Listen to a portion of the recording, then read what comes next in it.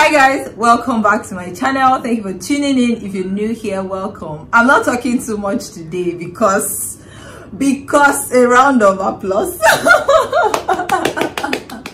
I have the beautiful Mrs.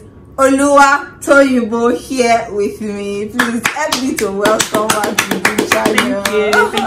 Thank you for being here today. It's such a privilege to have you. I'm sure a lot of you guys know her, but let her just introduce herself small.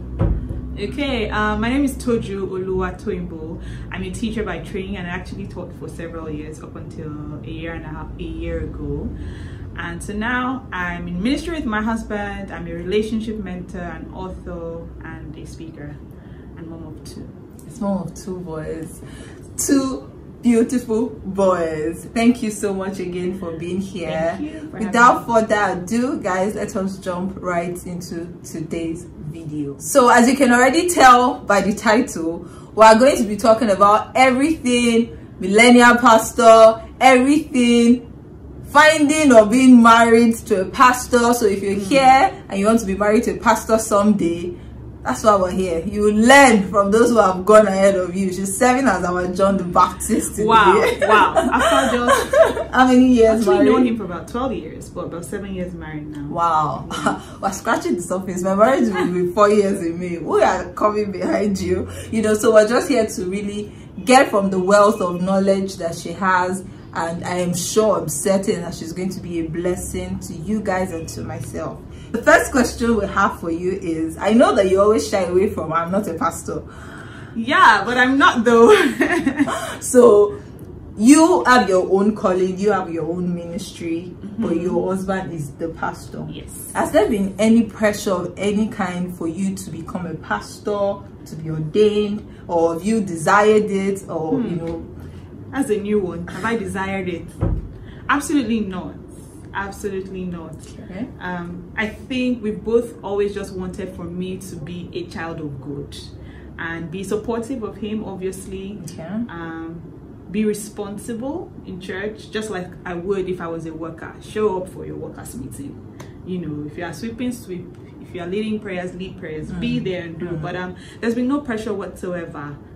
But I always knew from when we were courting that he was going to be in ministry one way or the other, and I was going to be involved. Not that still we go to church and I'll be at work, and when we meet at home, we meet at home. No, okay, yeah, okay. So you're saying you're involved, you're like backing him, supporting him, but you are not a pastor. I'm not yourself. a pastor. I'm very involved with what is going on in the ministry. I'm informed. Okay.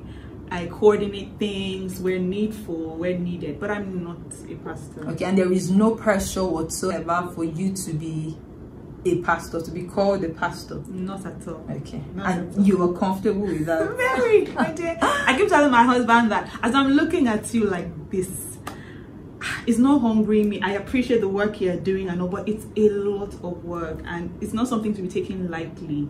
So maybe it will happen at some point. Maybe he's thinking about it as we speak. Who knows?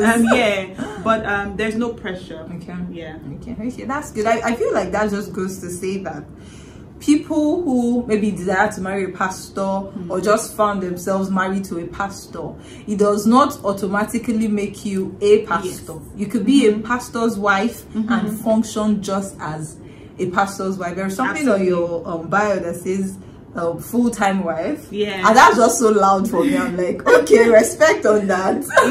Yes, so it's just I'm here, I'm supporting, and there is no pressure whatsoever for you. And I'm being fully who I am and need to be at this time. Okay, that's great. Thank you so much for that. So the next question is going to be, if someone is wondering where can they meet a good pastor, whether or not, okay, they're like, oh, we've heard you, don't worry, even me, I don't want to be a pastor, I want to support a pastor. Where can I meet a good pastor, and how can I strategically position myself to be the wife of a pastor? Oh my gosh. You know, I don't know, the way you ask this question, you actually think about it like that? Oh yes. Really? If this question is all what's going on in your mind, let's know in the comment section below. Of course, some people, I've met people who will say, oh, I actually want to be a pastor's wife. And for some people, it's a clear case of I've had the call, or I've sensed in my spirit that I would be a pastor's wife someday. Okay. So maybe I'm coming to where you are now. I get it better. So I knew from when I was 14 years old that I was going to get married to a pastor. Oh wow. Yeah. I think I grew up with the right kind of exposure, the right kind of mentors. So I didn't grow up hearing all these horrible stories about pastors. Okay. It wasn't like that for me. So the two churches I grew up in, I had very solid foundations and people I looked up to. And then at some point, I started growing in my spiritual understanding, even though I strayed after a while. But I knew I couldn't get married to a Christian banker or a born-again doctor.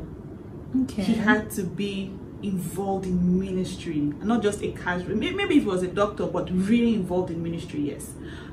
So when I met my husband, while I wasn't strategically trying to be a pastor's wife, I met him when I had dated like 7, 8, 9 different types of guys. Oh wow. Handshake is to say what? I'm a G. Where's my word? No jokes. Yeah. So I dated a lot of people.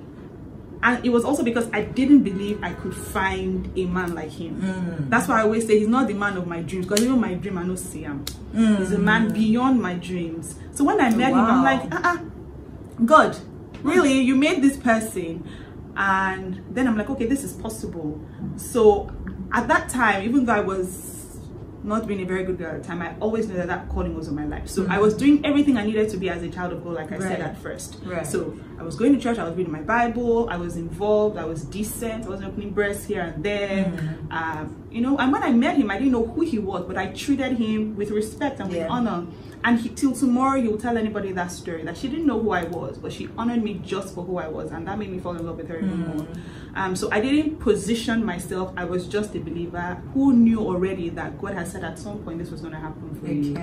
Okay. And that was it. Okay, so you're telling us now that it is not enough to maybe go to a church because you're trying to marry the pastor of that church. That's like you are doing the chase from the beginning. Yes. It's enough to be a child of God if you've heard it in your spirit, or you had like a confirmation that you one day just go with the flow of God's spirit. Yep. Even if like me, you're not even the full, what they call it, epitome of who a pastor or a pastor's wife should be. As long as you have that calling, don't think, I haven't seen him, he's not going to like me like this. Right.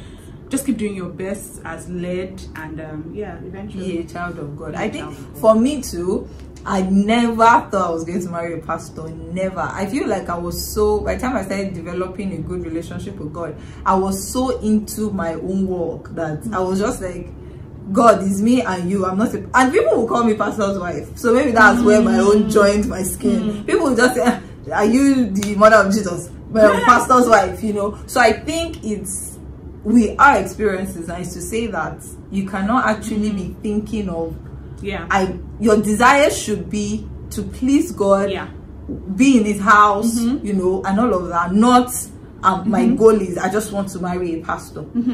But I just want to ask, what if someone like you now, you've heard that, or you've had a confirmation since 14 that you're going to get married to a pastor, but everyone around them is like every other guy. Say they're maybe in the mid-20s now, and then they want to get married. And sometimes, let's be very, very realistic here. You know the promise, but your hands can't touch it yet. So at what point does it seem as though, okay, am I going beyond myself, or am I not being strategically positioned?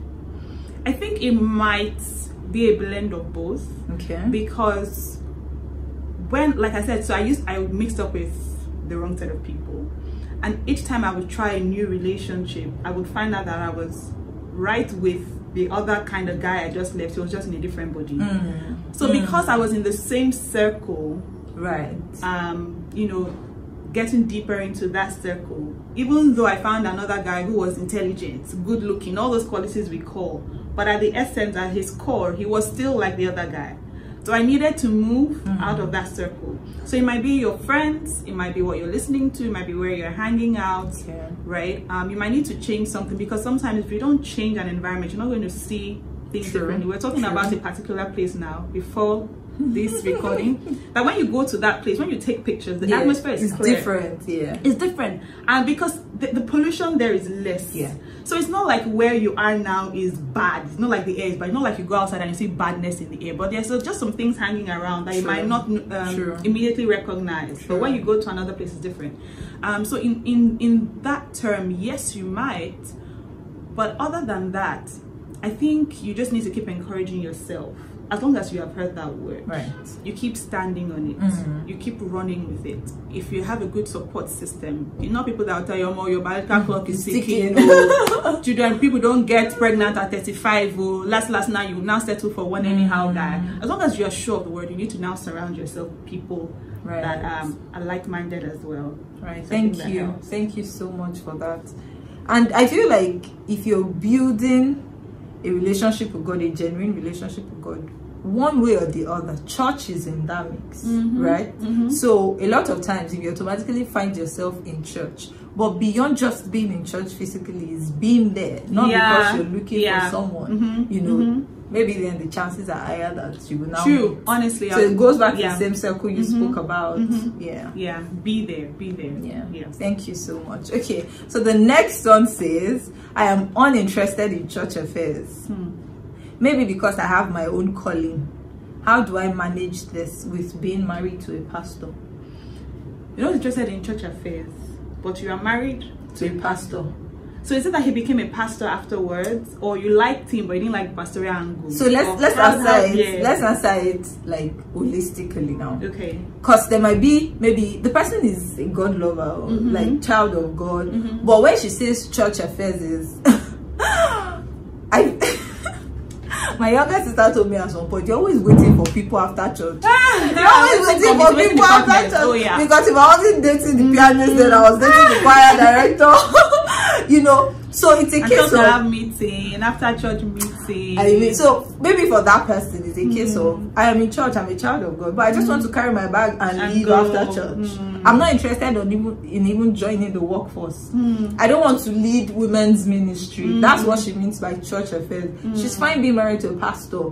She aligns with his dreams. You know, every other thing is in check, but she just doesn't want that churchy get to church by 7 a.m. kind of. My dear. So maybe we should talk about separately if this happened, because this is more likely to happen if you get married to a pastor. He becomes a pastor after you're married. Yes. But let's talk about when you are married, or you already knew he was a pastor before you got married.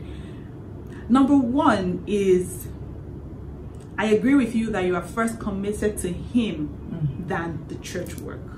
I agree with that. So love him, support him, respect him, honor him, and all of that. However, in addition to that, you are called to help him. And this help now is attached to his ministry. And for every man, every serious man, his work is a very core part of his life. Yeah. The first time I heard this, I say it all the time, I heard it from Miles Monroe. He said, listen to me. He thinks work first before woman. So all women trying to, you must worship the ground on which I walk. Yes, he will appreciate you and all of that. He will prioritize you, but in intensity, more times, it will be his work. So I feel women do themselves a great disservice, whether it's ministry or anything, if they are so detached from their husband's work. Because what will happen is that he will talk to everybody else but you about the work. And then after some point, you now start being like, how come? When did this happen now? I didn't know, but you weren't there. So I feel it's an advantage to your relationship with him and the advancement of God's kingdom. You don't want to be an obstacle in any way, because he actually does need your help. He can't do it all by himself. And the reason he married you is because God has actually graced you to help him in certain capacities. And so why are you not using your grace? Why are you not using your grace? And I think being a leader, because that makes you a first lady automatically. And so being a leader, and even at work, it's not the departments they appoint you to that you want to do. But my dear, you wake up and you go to the office. They give you a brief. They say we need this presentation by tomorrow. You're angry, you grumble, but you go home and you don't sleep. You prepare, put your leg in cold water. True. And you show up. And then when they give you the promotion, you are glad. Do you understand? So I'm like, why can't we do the same for God, who is a rewarder anyway? So it can be tough, it can be demanding, but I think you can also set boundaries as well. There are times when my husband is 2 o'clock, 3 o'clock, I enter cab, I've I'm gone gone. home. Or I've driven the car, say you Okay. take a cab, or should we drive 2 cars to church? So there's a balance to it. There's So a balance to it. thank you for saying that last bit, because it's a case of I'm not really interested, but compromise. Yes. So that middle ground of I will help you, but when I'm getting tired, meet me at home. I totally love that. Something that came to mind was when people would say, if you love me, you will love my family, or something like that. That's a whole topic for another day. But like, it's a case of you love the man, so by extension you should love his work, whether or not is what you really want to do. And then it's not just his work, these are God's souls. work. It's God's work. These are souls. So if you just see people as people, you might be less interested. But if you see them as souls and what you can contribute to, gaining their souls, then it changes the dynamics of everything. I totally love that. Tolu Lokpe, you hear? I don't understand. I don't know how does this even how does it relate to you? You know me too. I'm a millennial pastor's wife. However, there's been so many times, you guys, I'm real with you. Let me call myself out. And my husband will say, babe, call time is 7. I want you specifically to be in church by 8, not 9. And I will see enter at 8:15. So I'm learning. And totally, the more I see that, it's not like just him I'm standing behind. I'm doing God's work. Thank you so much for that. Absolutely. Woo, whoosh, whoosh, whoosh. Next one says, okay, I think we've spoken about this, but not in detail. What are the best ways to support my millennial pastor? The best ways to support his ministry? There are plenty. I mean, it's also ministry sensitive based on what you're doing. It's also the man sensitive. Because my husband does not, well, once in a while now, he has changed now. There was a time my husband did not need affirmation. Affirm me or not, I'm good, I'm flying. Whether I tell me anything, I'm good. But now, this is like, I like it what you said. I'm like, hey, really? So it depends on his specific needs as well. But a millennial pastor, a lot. I think because church is no longer 4 walls anymore, there's a lot to do in terms of ensuring that the gospel and the ministry has a wide reach. So that's a lot of media presence. So however you can help, I don't really know. Your own capacity, repost, share WhatsApp stories. You have to be online, back to back to back. I think still talking about the women especially, there's something we bring to the table. When a congregation sees husband and wife together and they're enjoying that bond, that relationship, that oneness, it does something to the mindset of the people. Amen. Yeah, especially in this generation where people are like, can we find good men? Can we find good women? And then people are bashing pastors up and down, and then they see that it does something. So if you check even older generation churches that have that thing, they have the husband and wife thing, you will see that the family bonds there are strong. You will see grandparents, parents and children going to that church. So I think if you help in your marriage, that is helping the church as well. If you help with the media, that's also very important. I mean, there's a lot you can say with interacting, knowing the language of this generation is very important. Everything is no longer about missing John the Baptist in the wilderness anymore. So Amen. you need to be up to date with what is happening. Otherwise, you can't speak the language of the people that you're coming to counsel. You can't just tell them masturbation is bad. Stop it. Show me. They say, show me in the Bible. Show me the scripture. And people will come to you back to back with scriptures. I know, like they said, anything you want to support for yourself, you will find it in scripture one way or the other. Definitely. So you need to be able to give the push and pull effect as well, but still being very firm. So for me, I think those 3 things are important: media, the family culture, and speaking the language of this generation. Thank you so much. So let's quickly talk about finances now. Let's talk about finances, because we know that maybe a lot of millennial pastors are, I still have my thing, or even those in full-time ministry would, maybe place themselves on fixed salaries, not just it's the same account, dip your hand and go and spend it, So in times where, for instance, you see that, because I've heard people say, this pastor thing, is this what is going to feed us? Is this what's going to send our children to all the school we want? How can a woman stand her ground financially to say, okay, I'm going to support you? Let me chip this in though. On the flip side, there was someone who said she didn't want to pursue a career here in Lagos because she's afraid that what if her pastor husband gets moved to another state? So there are people on both sides of the spectrum. Right. I think you're actually in the better position to answer this question. As a multi-serial entrepreneur, somebody. I still discovered another page of yours just today. So, my dear. So you still answer. I will answer, yeah. please. Two things, and I mean, I don't know everyone's story, so I can't specifically speak to you, but maybe you can glean a thing or two and see what works for you, what's adaptable to your specific relationship or marriage. So my husband has always believed in what we call tent ministry. Okay. So even though I'm full-time pastor, I have my work. So my husband has never worked a 9 to 5, but he does his trainings, he writes his books, and Sings. He sings, and money will come from that one too. Yeah. So he does all these things. I mean, now even with his creative white paper thing that he does, he's making that into merchandise. Yeah. So I mean, even if it's DSTV and something on a steady, so he's done that over the years, right? So it's not even church. So I think that's a good angle for men to look at. Except God has specifically said, don't do another work. For the woman, I think it's good that even if you're not working a 9 to 5, you're doing something. This one is even apart from being a pastor, just for your own dignity, sanity, everything. No, I want to buy Cortex. You ask us, I want to buy tomato. That's why you lead him out to go and deep and inside church money. Yeah, I mean the pressure. And I mean it's unfortunate because I know the economics of our country as well, especially, and sometimes even abroad, safe it can even be worse. Because then when you are paying for any light you're on like this, you are paying. So it can be a lot. So I think it's good that you do something, even if it's not 9 to 5. You're doing something. You are doing your budget. You can't just be spending anyhow and not know where your money is going. You need to budget. At some point, at least at different levels, you're going to say, this is the area we can live in. No, there's nothing like keeping up appearances. Don't go and kill yourself. So this area we're living in. This is the school my children are going to. So look for the best available within your budget and do that. And trust God that as you build and as you grow, you can now afford the other good things, better things in life later. You can level up. Yeah, so husband should work as long as God hasn't called him to full-time ministry. Wife should also work. Although me, I'm in the school of husband is sole provider and I support you. And if there is need, I can help me. Yes, no, I solely believe that. I solely believe that.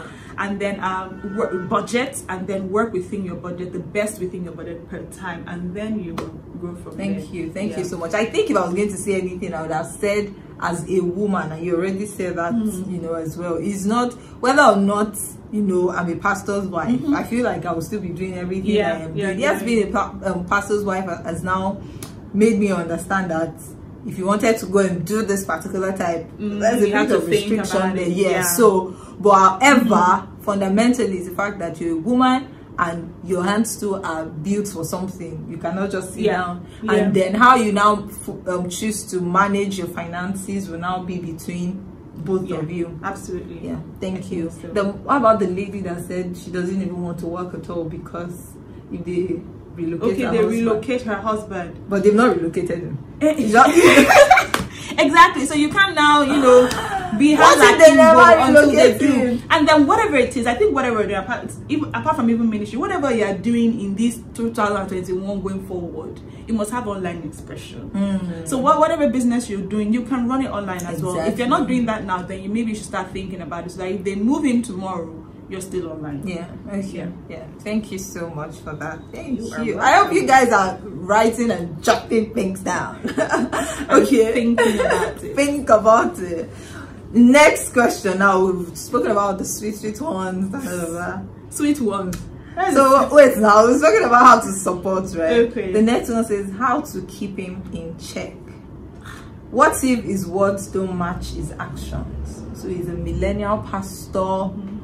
My husband dyed his hair recently and then he has dyed it back to black. And somebody's probably thinking, should a pastor do that? Yeah. That's just an example. If I had a problem with that, I could have thought, how would I keep him in check? Okay, right. So it's not a case of it's a sin, even though sometimes for some people it might be the pastor in church, you're hot on fire for God, but I still see you at 2 a.m. watching porn. For some it might be that. So that's what we can't see. Exactly. So, but you are the one seeing it at home. So how should a pastor's wife be able to say, I'm not coming at you with judgment. You're still my pastor, Sabo. You can't continue to do this. How do you put him in check like that? Okay.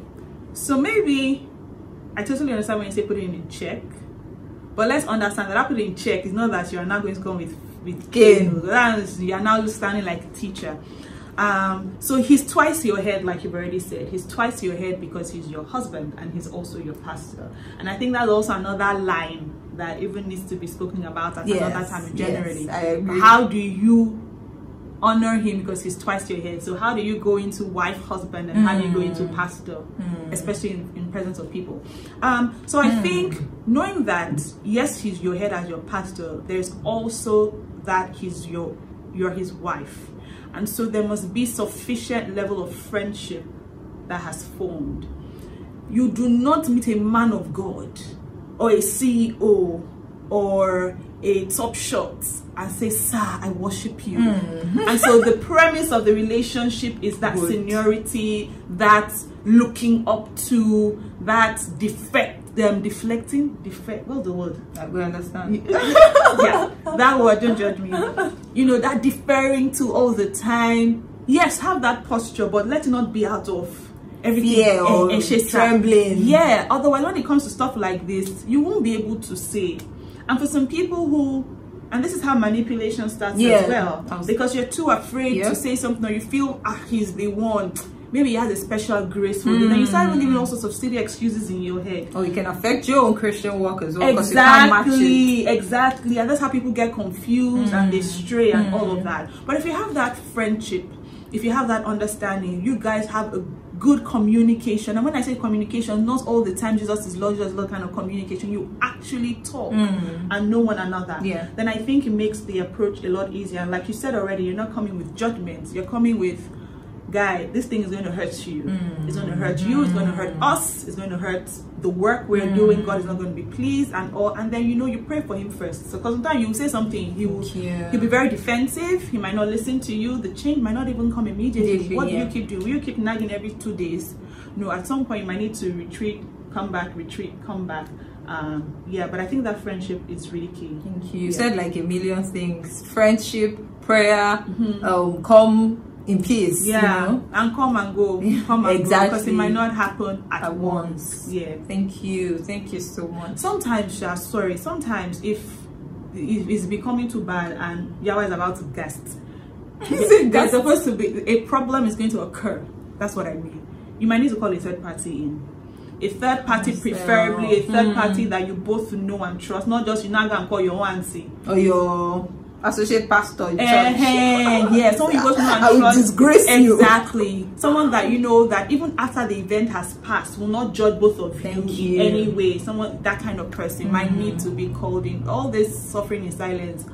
I mean, I don't subscribe to doing this all the time, but if the pressure is really a lot and things are not changing. Thank you so much for that. I saw a video of a pastor and his wife.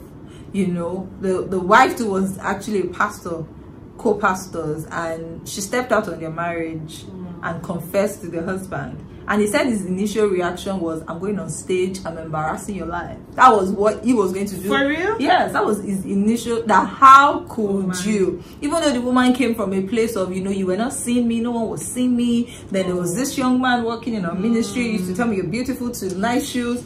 And that's how they swept. I think this was just, I think I cried the first time I watched it. Thankfully, Grace is helping them and all of that. But he said that was his first reaction. And then he just couldn't sleep the night before the Sunday. And the Holy Spirit kept leading him to Calvary. My grace has covered your multitude of sin. Now it's time for you to cover your wife. So it just goes to say that generally in marriage, it takes extending the forgiveness you have received from the Father, which will also go into how you even judge, you know, knowing that you are not perfect, and before he's a pastor, he's also a man of God, so tread with caution as well. Thank you so much for that. Next one, and the last one, actually says, let us talk about his female secretary and head of department. How do you know his secretary is female? I say his female secretary.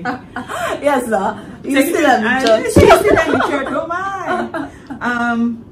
What's the question? How do I deal with them? Yeah, something like that. She said, let's just talk about it. Okay, I think it's a case of, is there a problem? You know, there was this controversial thing when, you know, a particular GO said something about don't even have, or they sacked a female secretary and something, and the feminists came for us for them, okay? Right. I'm on everyone's side and all of that. So it's a case of, can he have a female secretary? And if he does, how do I manage, you know, let's just talk about it. I'm with you. I get the question.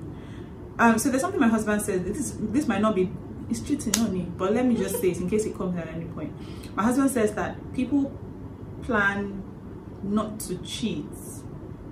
They don't plan to cheat, but they do not plan how to not cheat. Right? Amen. Yeah. So I won't cheat on you. You're the love of my life. But how are you not going to cheat on me? Tell me your strategy. Not to cheat on me. Because like they say, hope is not a strategy, right? So I think it's okay in my own case, especially since there's no precedence. Okay. It's okay to have a female secretary or staff or whatever.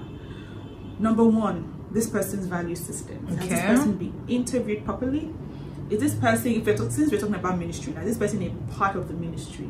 Does this person understand what we stand for? Has this person been through our discipleship classes? So the person is formed, first of all. The person is formed. The person is relatively mature because people are still growing anyway. And then, so what are now the boundaries you now put in place? If, for example, pastor's office is in pastor's house, for example, okay. So when we are working in the office, depending, you can take it as far or as not far as you want to go. Are pastor and secretary going to be alone, working throughout the day? At night, in some cases. Preparing for retreat. At night, right? Are we going to have a third person in who is a male staff as well? Then does your wife have access to your office? Or is it the one that, please, this is working hours, don't come here? Or can your wife barge in at any time into your office, right? Does your wife have a relationship with the secretary as well? Or is it just my husband's staff? I can't talk to her. Not the one that secretary come and tell you, no, pastor has not told me to do this, I can't do this. And you need to get permission from pastor. You don't know that pastor and I are one. Like, hey, God. So, I mean, even though she's working for pastor, she must respect pastor's wife. Must. Because if you don't respect her, you don't respect pastor, and you are calling for trouble, right? So I think boundaries need to be put in place, but I think it's okay. And again, it comes back to the whole friendship thing we have, because it's possible that people have wandering feelings. I don't want to lie and say your pastor or you yourself will never have wandering feelings. It might be that time of the month for you if you're a woman. It might be you guys might have had a fight and the whole 80-20 rule comes and you just see somebody and the person just seems like light. Right? So there are vulnerable there are vulnerable times like that. And that's happened to me before, where someone was talking to me and it was not making sense. And I think that was the time we were still courting at this time. Are you married? Actually, I was going to actually say, were you married? Thank you for sharing. I'm not even sure. I think it was when we just got married, because he moved to the UK first, and I was still here, waiting for passport and everything. And then it started happening, and I had to tell him that, fam, there's this guy, and I'm enjoying the conversation. You told your husband. I know I don't want to be with him. I know that I can't commit to, I know I'm never going to do anything, but it's not just enough to say I'm never going to do anything. If you keep allowing it, my dear, it will happen. It will happen. So I had to tell him so that whatever conversations I was having with this guy, I could cut it off easy. So I think all these boundaries need to be put in place actively, as in say it, not just assume it, say it.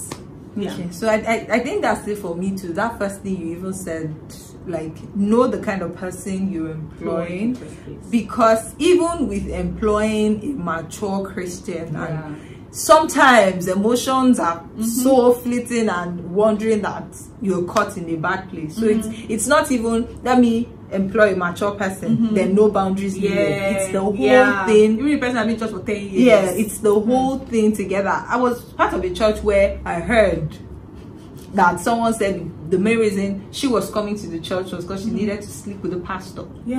And she had been coming to church for almost 3 to 4 years. So imagine you thinking that this person committed member, you will not go and make them secretary to pastor, like God has opened the door of their desire. So it's not enough. It's like the whole package together, and that's just really profound. Thank you so much. Thank you. I feel like you should even film another wisdom for us, but that's so very another wisdom. Thank you so much. Thank you so much for having me. Anyway, she has a program coming up for beautiful ladies like us. We're going to discuss the price behind camera, but I'm going to pay for 2 team solutions to actually attend the class. Is how to be a lady. Yes. Like, she's such a lady. Let me show you guys, from head to toe, from toe to head of pastor. You're not doing this. You are not doing this. How to be a first lady everyone can't stop talking about. That's the name of our online course. Yes, online course. So plug in. I'm going to put the link for registration in the description box below. And thank you for being a blessing to our generation. Thank you. I'm so and for honored raising so godly men to be here. Thank you. That's like another topic. I'm waiting for yours. Maybe come and do bride price. I take it. In Jesus' name. Amen. It's been Thank you a so wonderful time having you here. Same here. Take care. My love to Pastor W here. Bye.